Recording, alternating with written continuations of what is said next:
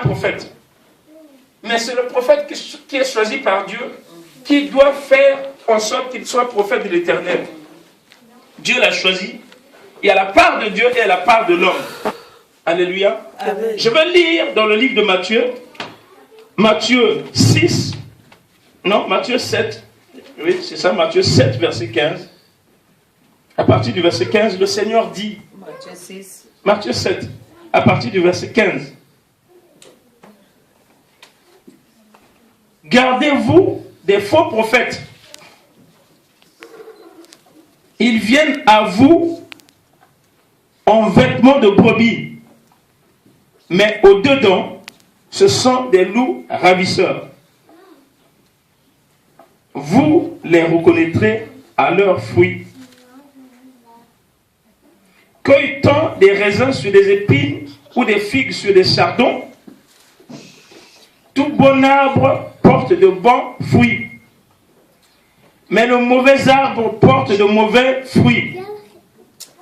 Un bon arbre ne peut porter de mauvais fruits, ou un mauvais arbre porter de bons fruits. Tout arbre qui ne porte pas de bons fruits est coupé et jeté au feu. C'est donc à leurs fruits que vous les reconnaîtrez. Avouez que la chose est floue. La chose est floue. On nous a donné un signe. Les fruits. Quels sont les fruits qui font qu'un prophète soit prophète de l'Éternel? Donc Dieu va identifier le prophète à un arbre. Le serviteur de Dieu est un arbre planté dans la maison de Dieu. Le prophète est un arbre planté dans la maison de Dieu. Et cet arbre, prenez l'image d'un arbre. Qu'est-ce qui permet à un arbre de vivre? Il y a l'eau que l'arbre reçoit, la pluie qui tombe sur cet arbre, qui est l'image de l'Esprit de Dieu.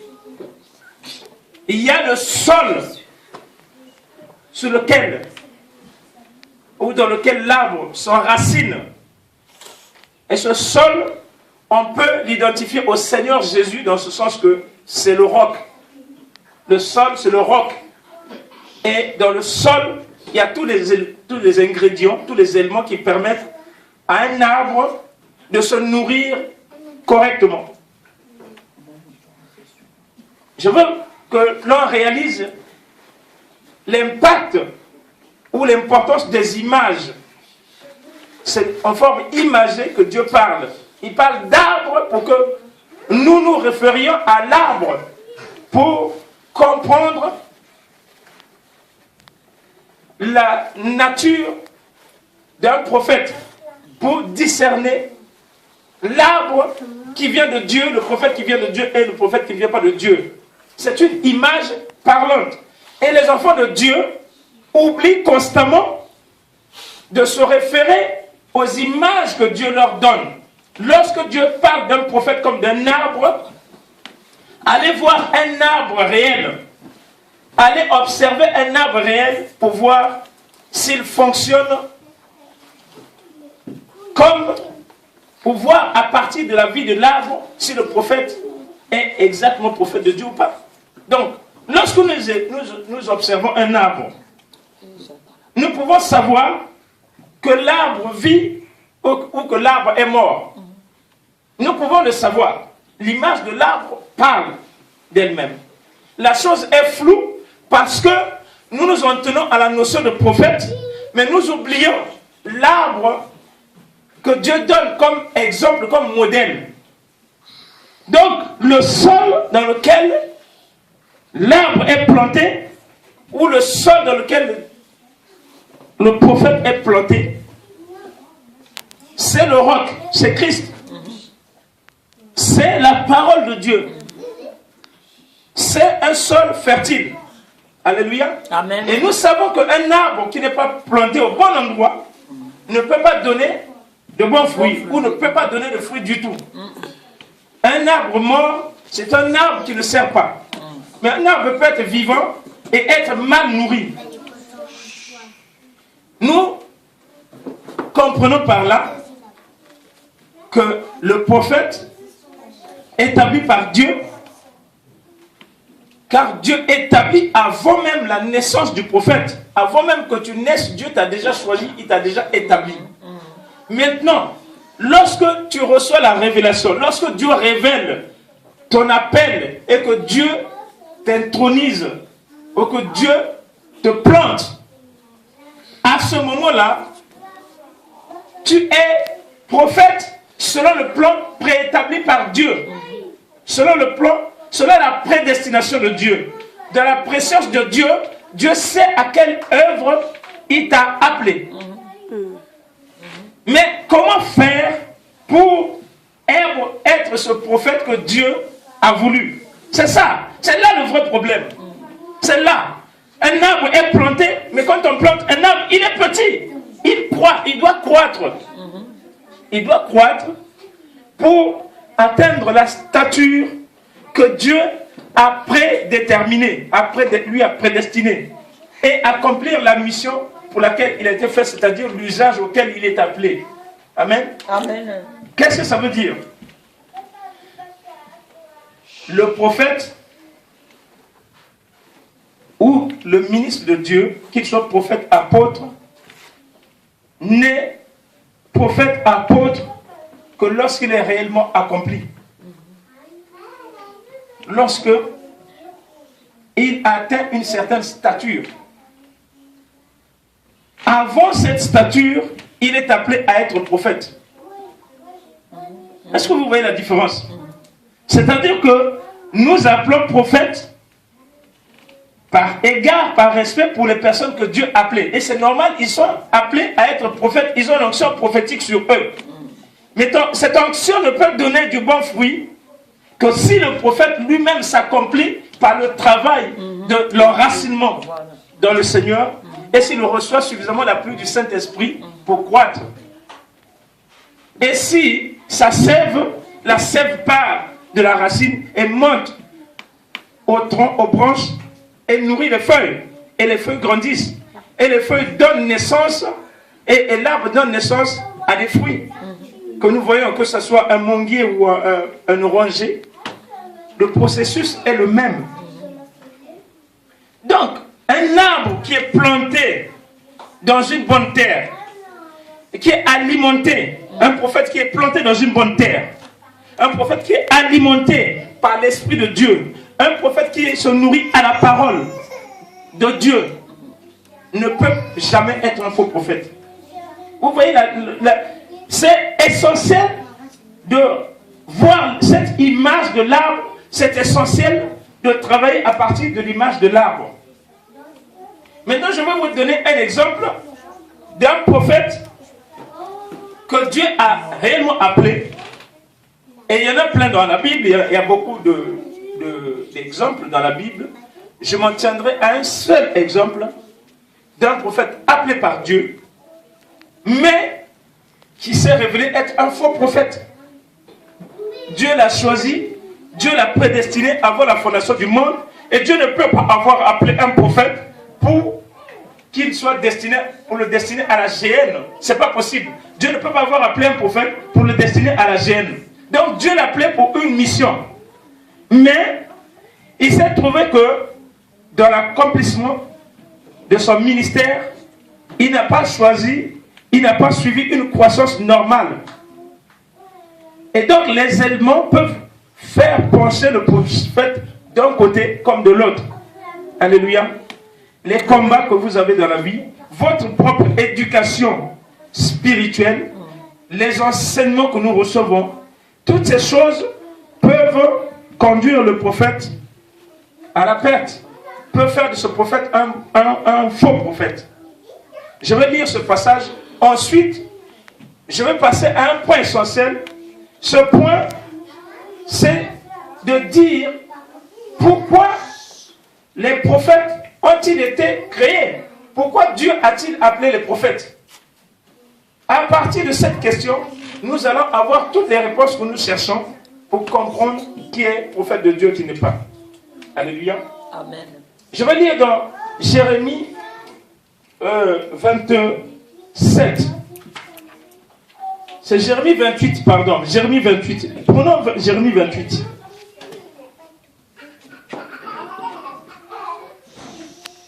Car le Seigneur dit bien qu'ils viennent en vêtements de brebis, mais au-dedans, ce sont des loups ravisseurs.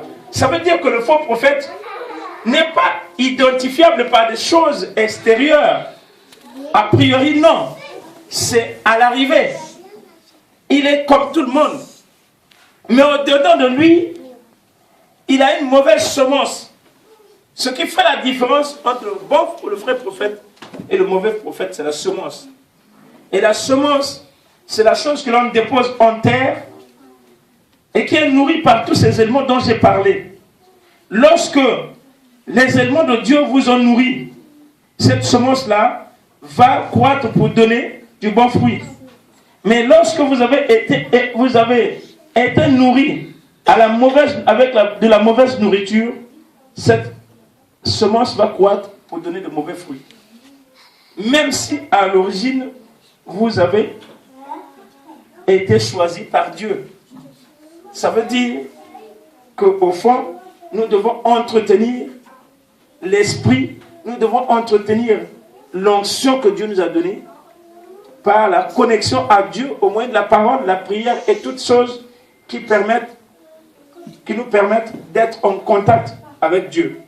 Je vais donc lire dans le livre de Jérémie et nous allons découvrir quelque chose à propos d'un prophète. Ce n'est pas un faux prophète au départ, mais il s'est révélé être faux parce que ses fruits étaient mauvais. Je veux vraiment que l'on prenne cet enseignement au sérieux parce que nous nous trompons souvent et nous n'arrivons pas à entrer dans la dimension que Dieu veut. Un enfant ne peut pas être un prophète parce qu'il n'a pas la sagesse. Je ne dis pas qu'un enfant physique ne peut pas être prophète. L'enfant physique peut être prophète. Mais pour qu'il soit excellent, qu'il soit véritablement prophète de Dieu et qu'il ne soit pas entraîné par des fausses doctrines, par la ruse de l'ennemi, il faut qu'il soit racine en Christ. Le vrai prophète, c'est celui qui soit racine en Christ. En réalité, c'est cela. Je vais donc lire dans Jérémie 28 et après nous allons expliquer pourquoi on est prophète, pourquoi Dieu a créé les prophètes. Jérémie 28 à partir du verset 1, le Seigneur va dire, dans la même année, au commencement du règne de Sédécias, roi de Juda, la lecture va être longue, hein, mais c'est important que nous lisions.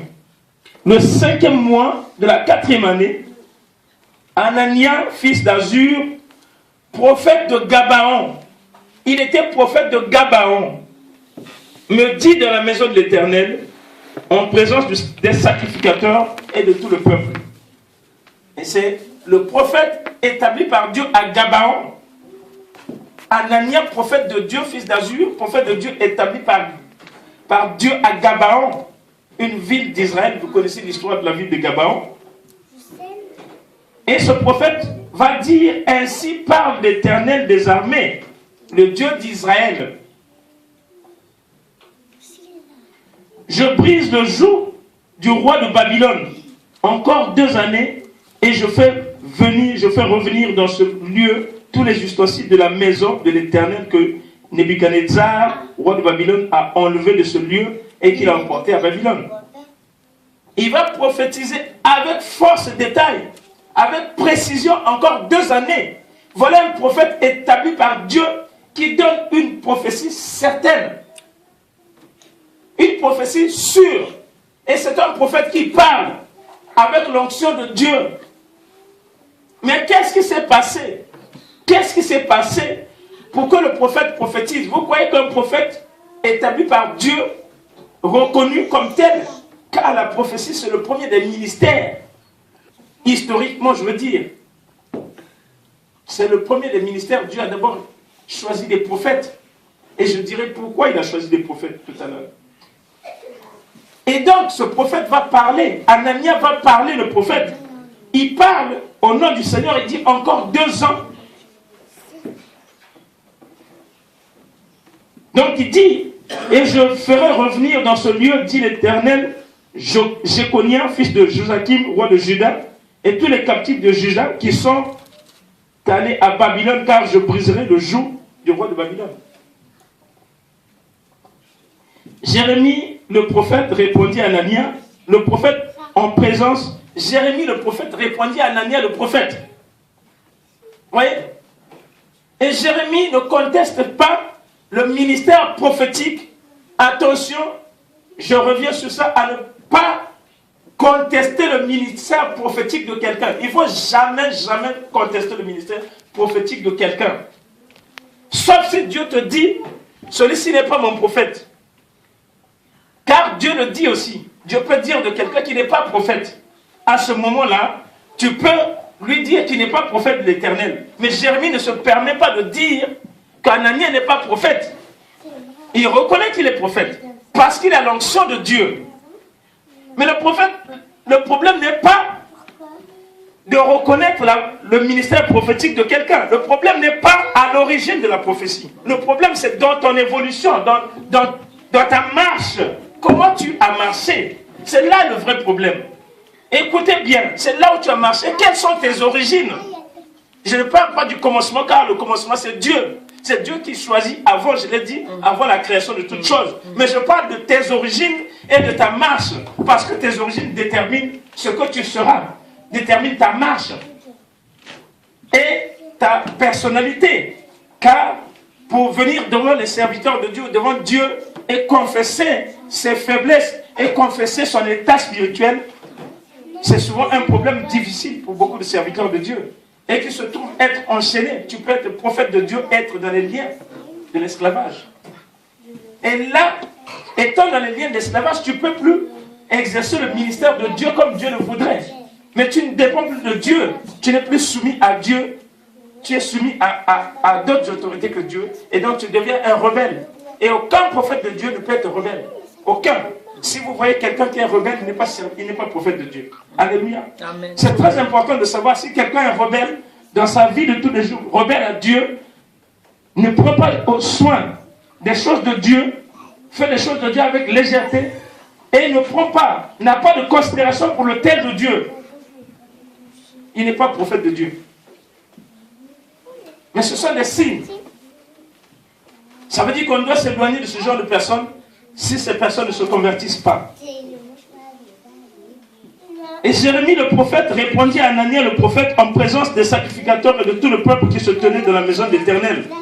Jérémie le prophète dit Amen. Que l'Éternel fasse ainsi. Il le dit parce qu'il avait la vérité, et la vérité que Jérémie avait est différente de la vérité ou de la parole qui est sortie de la bouche d'Anania. Que l'Éternel accomplisse les paroles que tu as prophétisées et qu'il fasse revenir de Babylone en ce lieu les ustensiles de la maison de l'Éternel et tous les captifs. Seulement écoute cette parole que je prononce à tes oreilles.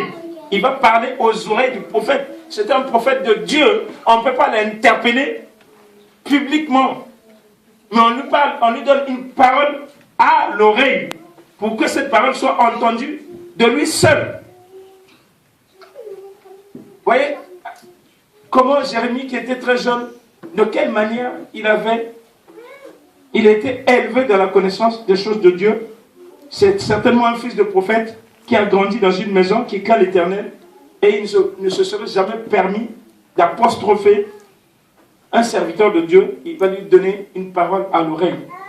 Et il savait que l'onction prophétique peut se retourner contre la personne qui calomnie le prophète, qui dit des choses violentes à l'encontre du prophète. Ces choses peuvent se retourner contre toi, même si ce prophète est tombé. Seulement écoute cette parole que je prononce à tes oreilles et aux oreilles de tout le peuple. Les prophètes qui ont paru avant moi et avant toi, dès les temps anciens, ont prophétisé contre des pays puissants et des grands royaumes, la guerre, le malheur et la peste. Mais si un prophète prophétise la paix, c'est par l'accomplissement de ce qu'il prophétise qu'il sera reconnu comme véritablement envoyé par l'Éternel. Et Anania va donc passer outre cette parole et va agir. Il va lier la parole à l'acte ou l'acte à la parole. Alors Anania le prophète enleva le joug de dessus le cou de Jérémie le prophète et il le brisa. Et Anania dit en présence de tout le peuple, ainsi parle l'Éternel. Et Anania parle au nom de l'Éternel. C'est ainsi que dans 2 années, confirme la prophétie donnée par lui-même, je briserai de dessus le cou de toutes les nations, le joug de Nebuchadnezzar, roi de Babylone, et Jérémie le prophète s'en alla.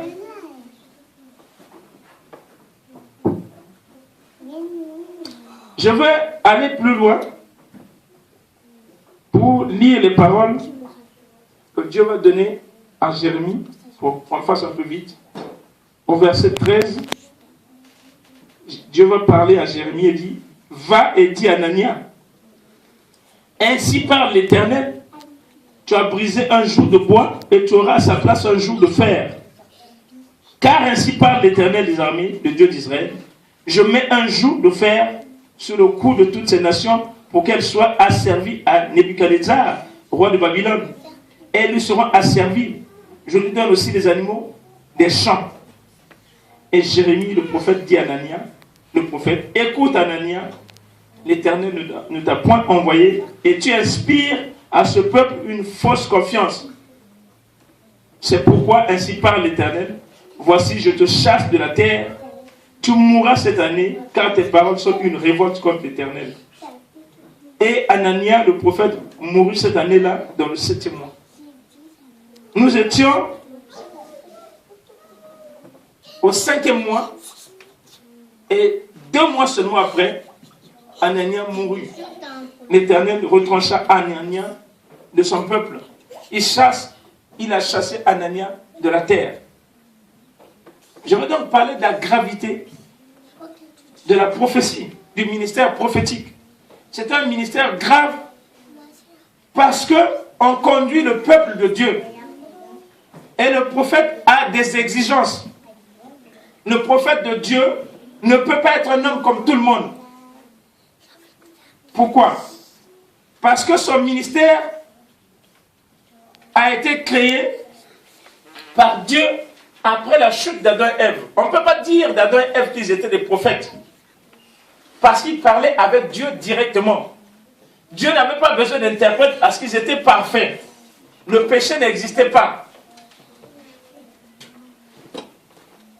Le péché va venir après la chute. Lorsque le péché vient, le contact est rompu avec Dieu. Le contact entre Dieu et la terre est rompu. Le contact entre Dieu et l'homme est rompu.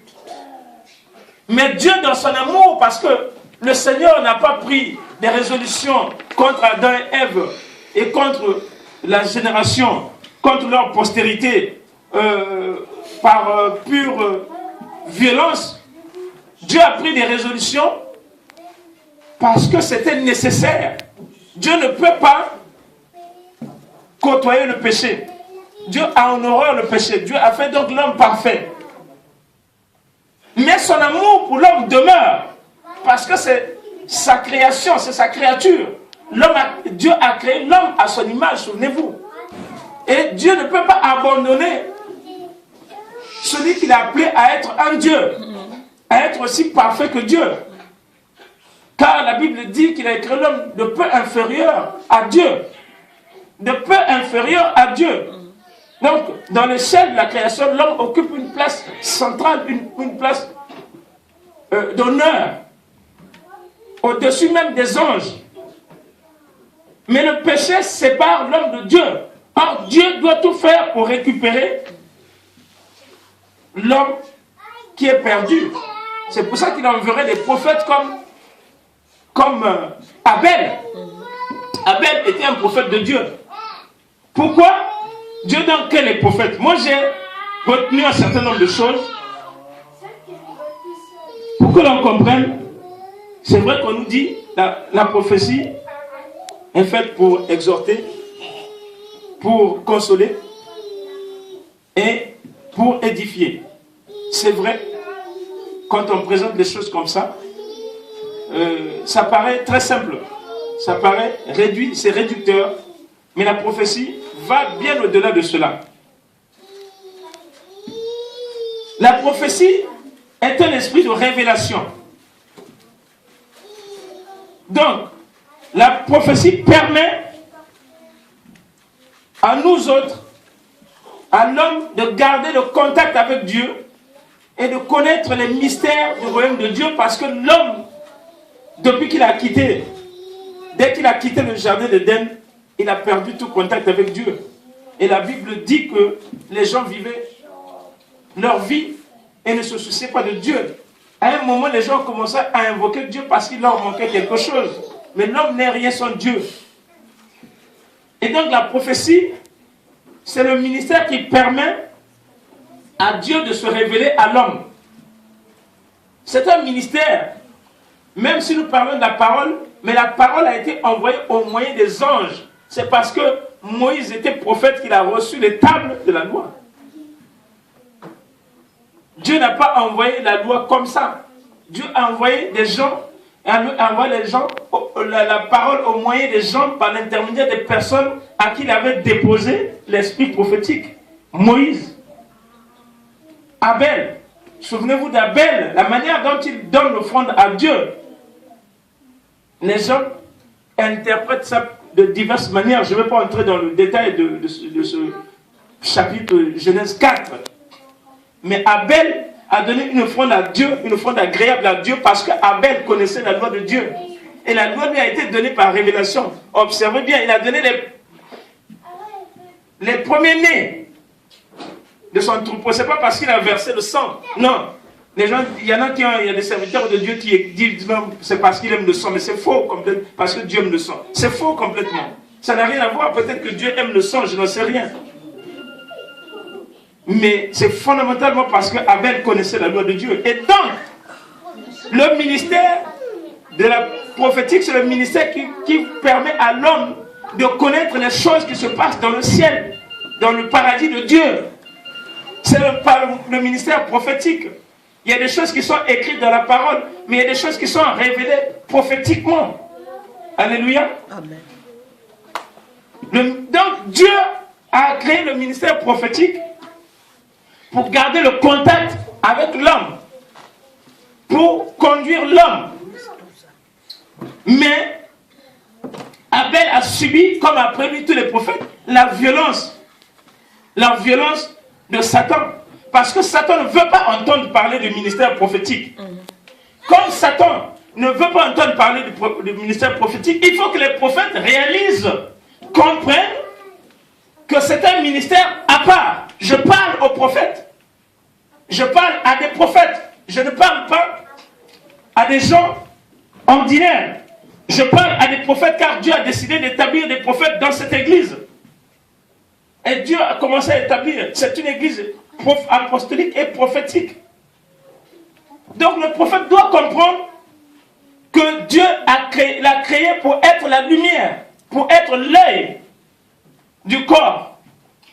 En parlant du corps de Christ, l'œil du corps de Christ. En parlant du monde, pour être la lumière du monde. Dieu a établi les prophètes pour cette raison, il faut le réaliser. Dieu n'a pas établi les prophètes pour jouer. Et il n'y a que des faux prophètes qui jouent avec ça. Celui qui joue avec l'onction prophétique qui a été déposée sur lui est un faux prophète. Ce n'est pas le fait d'avoir l'onction prophétique qui fait de toi un prophète. C'est ce que tu fais de ton ministère qui fait de toi un vrai ou un faux prophète. Donc, car nous avons vu l'exemple d'Anani. Anani était un prophète de Dieu. Alléluia. Amen. Mais il s'est révélé être un faux à cause de ses fruits. Ce sont tes fruits qui feront de toi un faux prophète. Et non pas l'onction, car l'onction tu la reçois de Dieu. Je reconnais qu'il y a aussi des vrais prophètes, des faux prophètes qui se sont introduits sournoisement dans l'église, envoyés par Satan, les enfants de Satan. Ça existe. Mais ces gens ne peuvent pas venir et tenir dans une église où il y a l'onction de Dieu est présente. C'est impossible. Si vous voyez un charlatan, un ancien marabout qui vient à l'hôtel et qui se fait consacrer prophète, dites-vous que cette église-là a un problème. que cette église-là, certainement, n'est pas de Dieu. Mais si elle est de Dieu, elle ne peut pas consacrer des marabouts comme prophètes dans l'église. Ils doivent passer par la délivrance et Dieu lui-même choisira quels sont leurs ministères. Alléluia. Amen. Donc le prophète, la prophétie est un esprit de révélation, de connaissance. De connaissance parce que les enseignants qui ont la connaissance, les gens qui sont appelés à révéler les mystères de la parole de Dieu, ce sont des prophètes qui prophétisent soit par la prophétie ou par la révélation.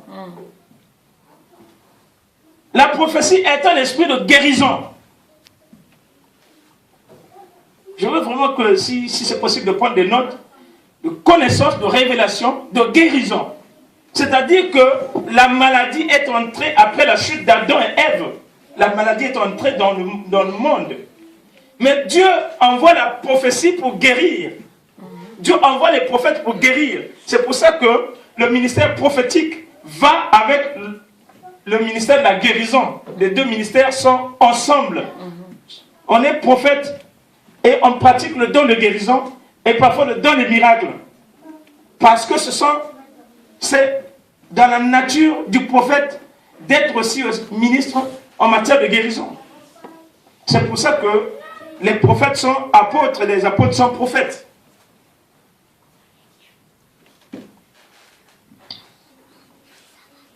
La prophétie est un esprit de vérité. La prophétie est un esprit de vérité. Je reviendrai sur cela tout à l'heure. Et en parlant de révélation, j'ajoute que c'est un esprit de connexion qui permet la connexion avec le royaume de Dieu. Un esprit de transmission de la connaissance. Tu ne peux pas être prophète et ne pas transmettre la connaissance.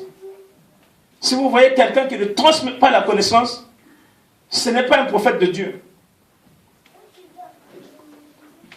Je veux vraiment que l'on réalise ces choses. L'onction est là, mais il n'est plus prophète de Dieu parce que c'est un arbre qui a grandi par ses propres moyens. Un arbre qui a reçu la semence qui n'est pas la semence de Dieu. Dans cet esprit de transmission de la connaissance, un prophète ou un apôtre ne peut pas quitter la terre sans avoir formé des disciples, des vrais disciples. Et c'est parce que l'Église a perdu ses disciples, les disciples, que l'Église n'arrive plus à discerner qui est prophète de Dieu, qui ne l'est pas. On appelle tous les charlatans qui viennent prophétiser dans l'Église, on les appelle prophètes de Dieu. Mais ce ne sont pas toujours des prophètes de Dieu. La preuve, Anania. Et Dieu dit à Jérémie, ils vont aller en exil 70 ans, bâtissez là-bas. Et il y a d'autres, Dieu ne dit pas, mais Dieu par amour ne dit pas. Il y a des choses que Dieu ne peut pas nous dire par amour parce qu'il sait que nous sommes parfois dans la fausseté. Mais cela est sous-entendu. Allez, j'enterrerai certains d'entre vous là-bas. Nombreux ne verront plus Israël. C'est ça que Dieu voulait leur dire. Allez, bâtissez et mariez vos enfants là-bas, vos filles et vos fils là-bas. Beaucoup ne reviendront plus dans la terre promise. Beaucoup ne reverront plus Israël. Et Dieu a fait ça. C'est ce que Dieu voulait dire. Il faut comprendre quand tu as 60 ans, Dieu dit, votre exil prendra 70 ans. Ça veut dire, Dieu est en train de dire, tu vas mourir là-bas.